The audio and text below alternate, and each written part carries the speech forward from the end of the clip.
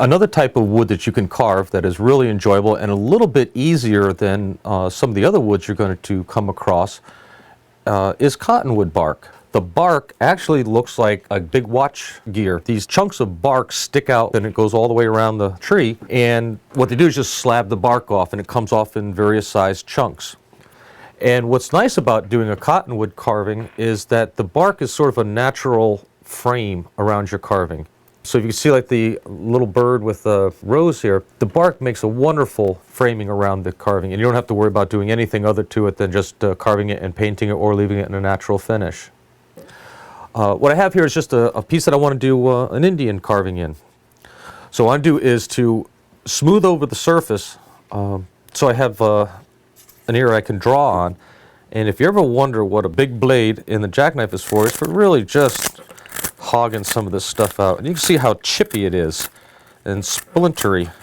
Cottonwood bark tends to almost have the consistency of newspaper that's been sort of matted together. But it tends to be a little gritty, and it's a little what I call dirty carving. You don't get really nice fine wood chip. It tends to crumble a lot, but it also has a wonderful grain. What I want to do is try to find a place that's going to be wide enough to give me the width I want for this Indian face. When you're laying out something on a piece of wood as far as composition is concerned, generally you try to stay away from dead center. I like to go maybe just below center. So I'll make a few marks to give myself a parameter. It's a very rough surface to try to transfer a pattern to. So I have about where the headband will be. This will give me reference points as far as how much wood to remove, because you can remove wood very quickly with cottonwood. All right, so I have the outside parameters of the face. So now I'm going to start to remove some of it. I'll take a V-tool and start to delineate the facial features.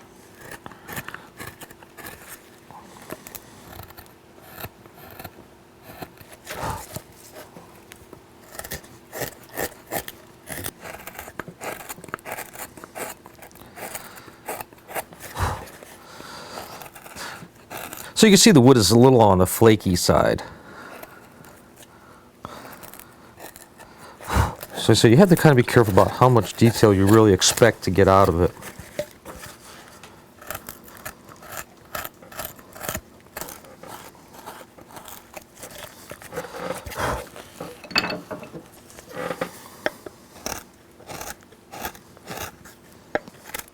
If your chisels are dull, you're really going to see some crunching and tearing going on.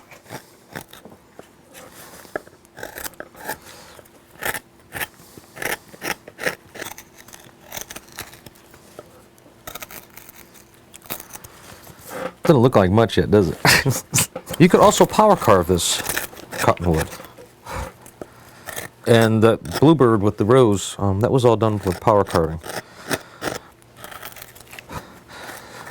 You start to see it sort of a ghostly shape coming, the little tip of the mouth, the chin, the nose, the forehead, and so on. And I'm getting a little bit deeper into the cottonwood bark now, and it's not quite as crumbly as it is on the surface area.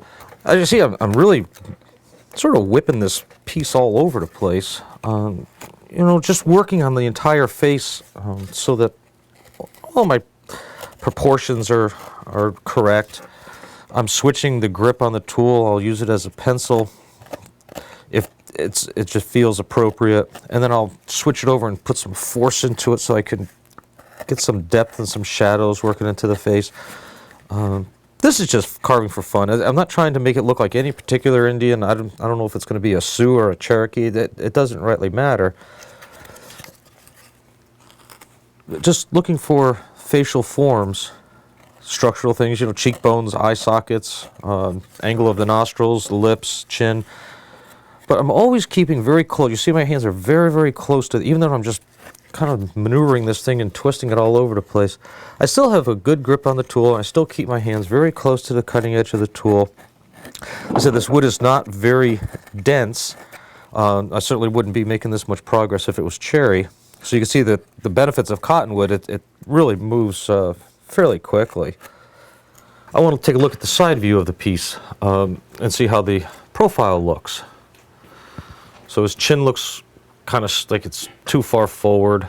The nose I want to have a little straighter sink the eyes in a little deeper. I still have a lot of wood to work in, so I can gain a little depth by moving some of these features back a little deeper. I'll just use my knife to kind of refine some of these forms and clean them up so I have a better idea of how the whole face is evolving. And remember, the eyes are rounded from the inside corner, the tear duct, to the outside corner, so you don't want to have flat elliptical eyes on them. Really nice rounded shapes. The eyes are very expressive, and it's really one of the first things that a person will look at when they look at a carving. They look right at the eyes. Oh, strong chin. And I'll even look down from the top view to see if the eyes are at an equal distance, in an equal depth. I'll look at the roundness of the cheeks, the position of nostrils, to make sure that the whole face is coming along fairly symmetrically.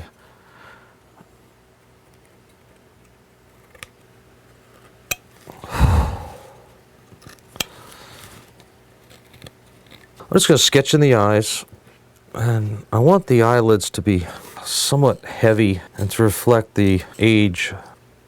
And you just have to be very careful when you're doing some detail with the bark, because it is crumbly, and sometimes it just doesn't take all that well to detail. So go gingerly, and don't put a lot of force, and don't use a lot of pressure when doing stop cuts and putting in shadows and stuff. Just be cautious to the fact that sometimes it doesn't like to cooperate.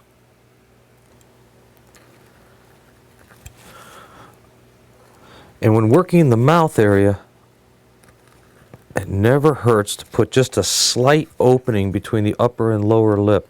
It gives a sense of breathing, and it gives a sense of life, as opposed to just a tight, closed lip. All right, he has a headband, and I don't know what we're going to do with the headband. Well, I don't know. We'll outline it with the V-tool. And this is a little hair up in here, so we'll bring the band a little tighter to the head.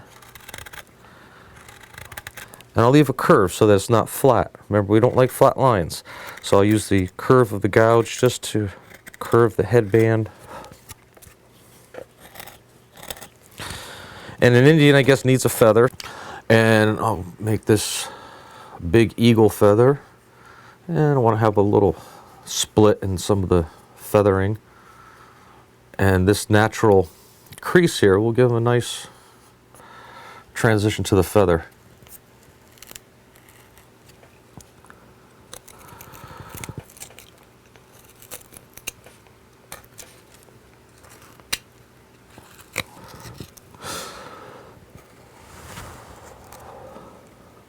A little shadow. And you could also use the V-tool to create some of the feather detail.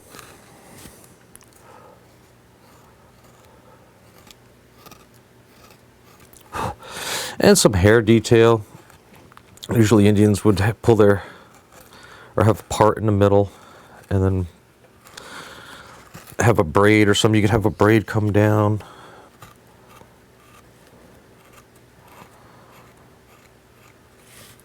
Okay, I'm going to take the dividers, and they have this fine needle point, and I want to create a little hole that when I put some stain on, it's just going to give a direction of the gaze of the Indian. And what that does is create a shadow. And if you can think of the shadow as a reverse highlight, if you were painting the eyes, you'd put a little white dot just off center of the pupil to give it a highlight. This just gives it a shadow. Now I could also take this little point and create kind of a bead work throughout the band on his forehead by just making little dots. I forgot the little trough right on the upper lip.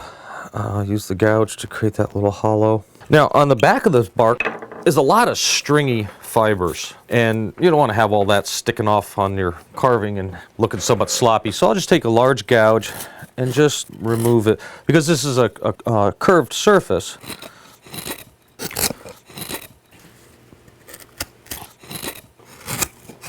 we're finished.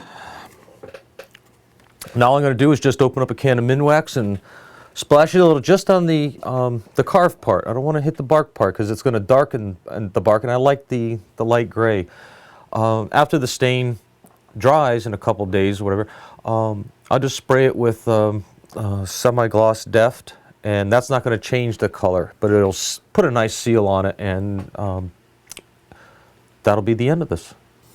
You see how nice those shadows pop out once you put some stain on it.